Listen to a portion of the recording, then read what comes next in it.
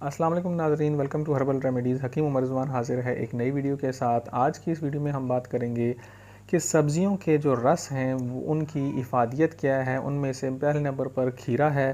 खीरे का रस पथरी निकालने में बहुत मदद करता है। लहसुन का जो रस है दमा के मरीज़ों के लिए मुफीद चीज़ है। करेले का रस अगर चीनी में मिक्स कर कर पिया जाए तो उससे जो खूनी बवासीर है उससे छुटकारा मिलता है, उसमें बेहतरी आती है। धनिए का रस अगर इस्तेमाल करते हैं तो वो पीना नहीं है, वो गंजपन के लिए, यानी कि किसी ख़ास मुकाम पर सर पे अगर कहीं पर जो है ना वो सर के बाल अगर उड़ गए हैं तो, या बाज़ औक़ात पूरे सर के बाल उड़ जाते हैं तो उसमें धनिए का जो रस है वो कुछ फ़ायदा देता है, उससे बाल जो है ना वापस आना शुरू हो जाते हैं। उम्मीद है कि आपको ये वीडियो पसंद आई होगी।